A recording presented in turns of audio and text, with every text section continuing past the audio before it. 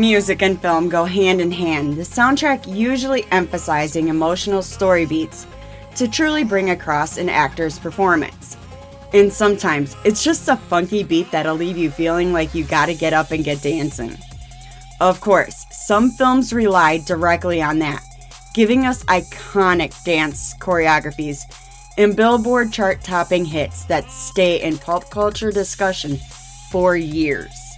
Before we begin, please like, share, and subscribe to our channel. Every new sub helps us achieve our goal and keeps us motivated to create new content. With that being said, I'm your host, Jamie, and here are 10 great must-see dance films. Number 1, Footloose. Love it or hate it, Footloose is a product of a repressed Reagan-era wish fulfillment. A small-town band's dancing, and it is up to Red McCormick, played by the always charismatic Kevin Bacon, to change the minds of the small-town bureaucracy and galvanize the youth. The film is 40 years old, but it's really about a young progressive from the city shaking a small town out of small-mindedness. When I first watched this film, I found the premise so ridiculous, even dated. I thought even a small conservative town in middle America is not going to do something as idiotic as band dance. Turns out, Footloose loosely is based on Elmer City, Oklahoma, where a dance band actually existed, and it was this film that inspired them to remove the ban. It was also quite common for small Bible Belt towns to oppose dancing.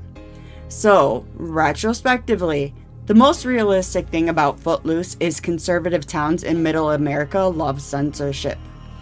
Regardless, this film embodies the 80s. Kevin Bacon has the chops, screen presence, and energy to completely carry the film. In the rousing soundtrack, particularly the flagship song Footloose by Kenny Loggins, will undoubtedly outlast the film.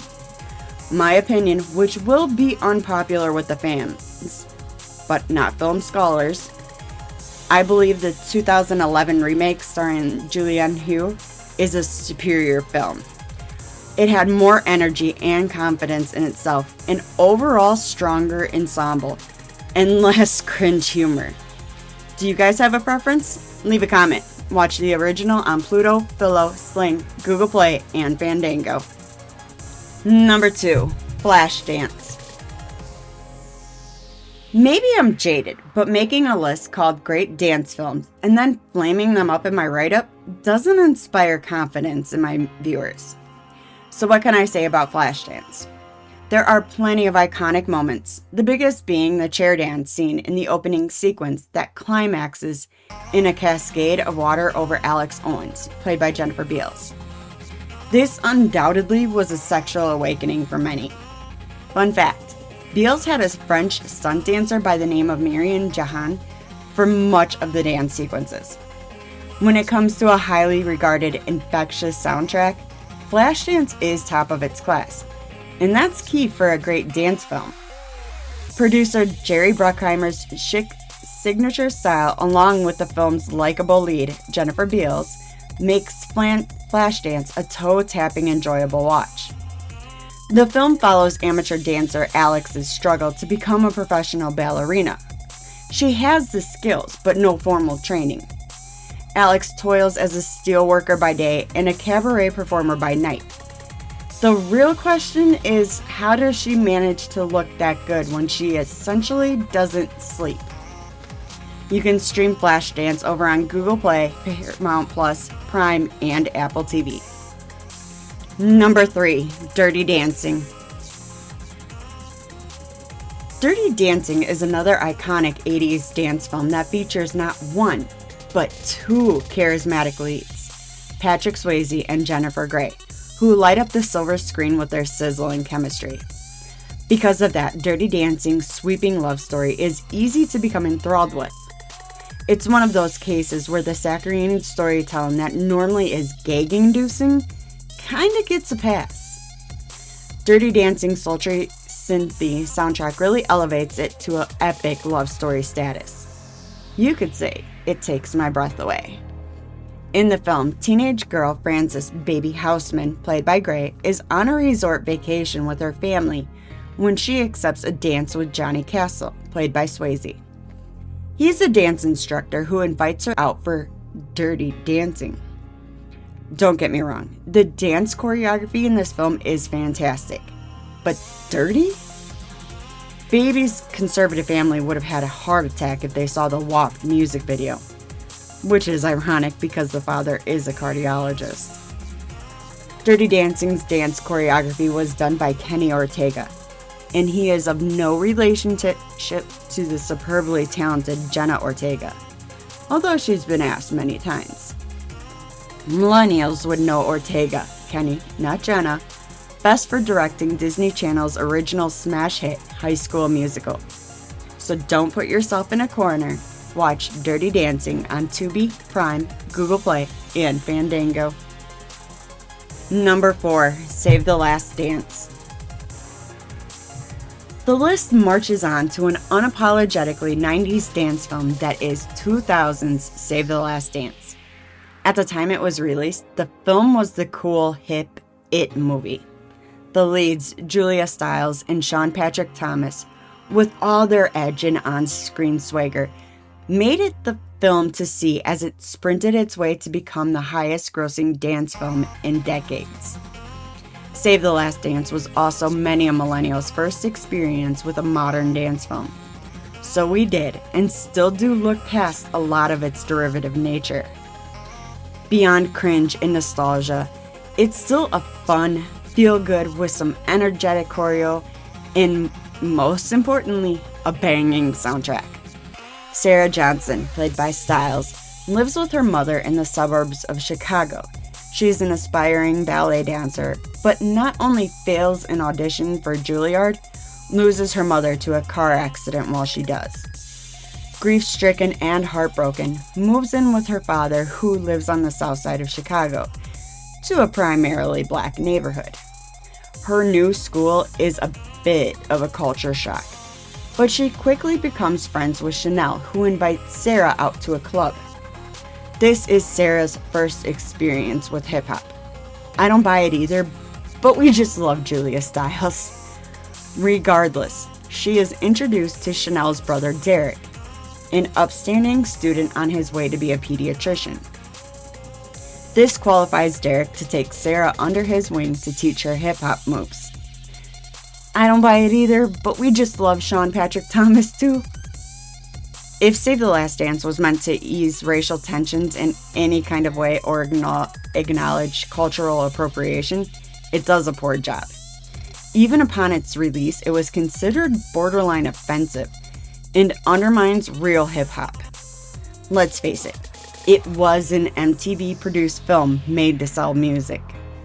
You can stream it over on Pluto, MGM Plus, Sling, Prime, Philo, Google Play, and Fandango.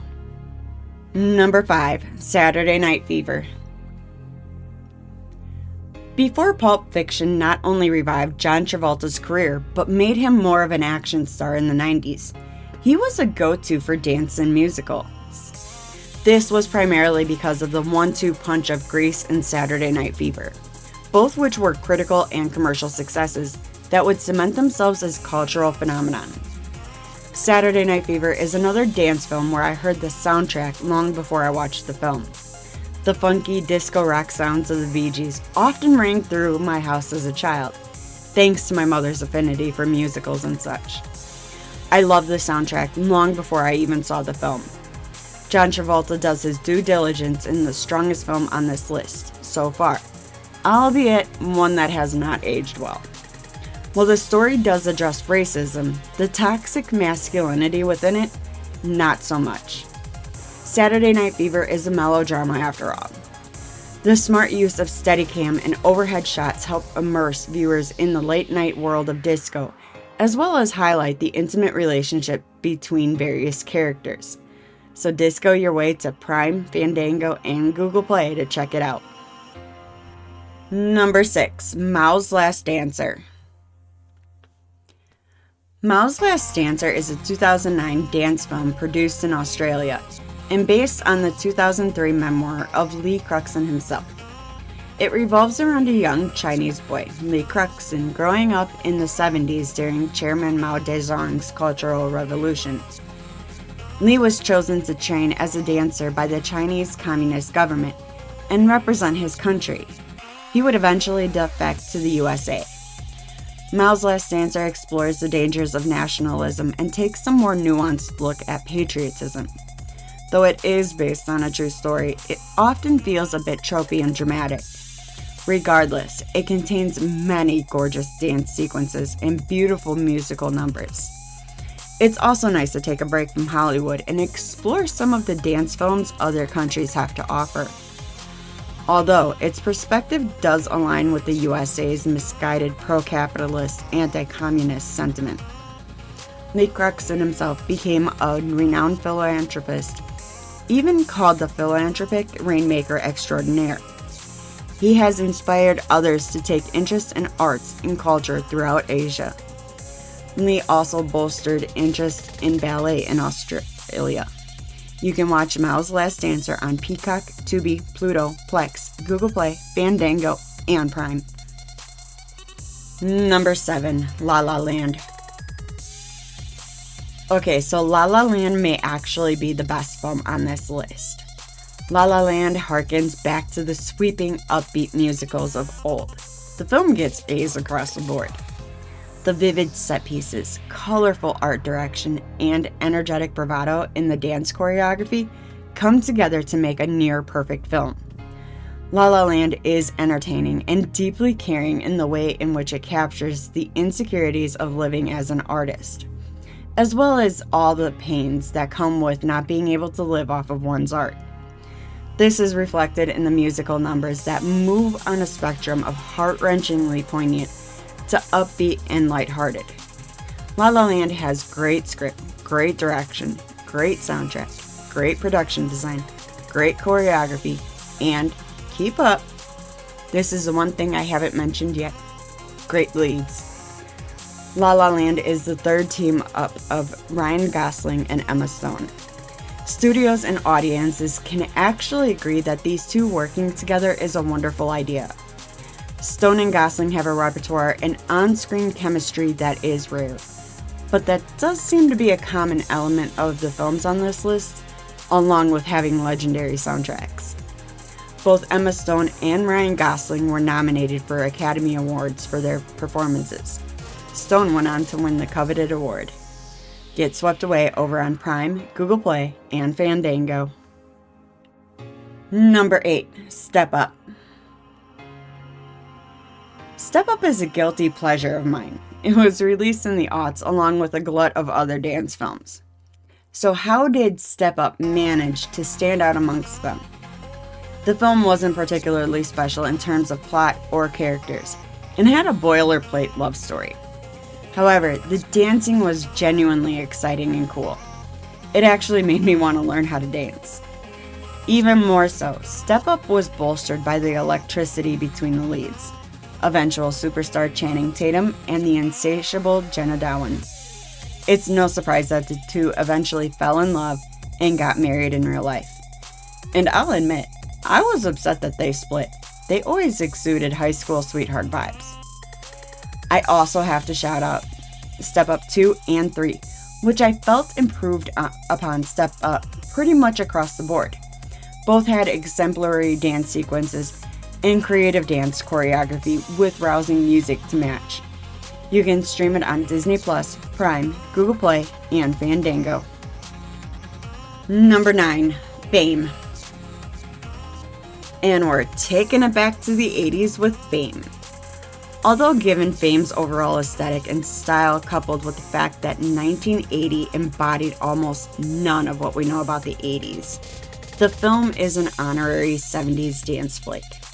It goes without saying at this point that the soundtrack is wonderful, and I also happened to hear it long before I saw the film. Thanks, Mom. Fame is for the theater kids, as it revolves around a group of characters dealing with the ups and downs of surviving art school, particularly that of dance and music. Fame is R-rated and it takes a more dark and dramatic tone, sometimes to a fault. The film is over 2 hours long, which gives it time to develop the many characters and their interviewing stories as they take place over the course of each year in school. I will say, Fame holds up better than I thought it would. The artist struggling remain universal. You can experience it on Fandango and Prime. Number 10, Billy Elliot. It's hard for me to say something snarky about Billy Elliot. It's just a great film. It is an adaptation of a play called Dancer, originally conceived by playwright Lee Hall, who would also serve as screenwriter on the film along with Jessica Kaplan. Billy Elliot revolves around the titular character, 11-year-old Billy Elliot, as he lands himself in ballet class. In this coming-of-age film, Billy falls in love with ballet despite societal pressures that say ballet is not masculine and not for boys. Billy Elliot is a genuine, inspirational film about following your passion and being your most authentic self despite societal norms. The film would later be adapted as a musical stage play, Billy Elliot the Musical.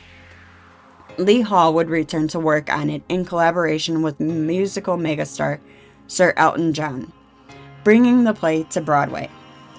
The play would go on to win many awards, including 2009 Tony for Best Musical. The Billy Elliot film would also inspire a new generation of boys to enroll in dance schools. Although the film is over 20 years old, its themes of combating gender norms keep it particularly relevant today. If we have any Gen Z viewers, your take on Billy Elliot would be appreciated. Drop those comments. You can stream the film on Prime, Google Play, and Fandango. Thanks for checking out the video. Did we leave any films off the list? Let us know in the comments. If you enjoyed the video, please like, share, and subscribe to our channel. Don't forget to tap that bell icon to stay up to date with our latest releases. You can reach out to us on Twitter or X at StudiosFat, or chat with us on Discord, linked below. We're also now on Blue Sky. You can find us at studiosfat.bsky.social, which will also link below. If you're really enjoying our content and want to help support us, click that join button for exclusive content, rewards, and perks. Make sure to check out our very own merch store located at fatninja.shop. All proceeds go towards our next film project, so we'd greatly appreciate it. I've been your host, Jamie. Thanks again. See you in the next one.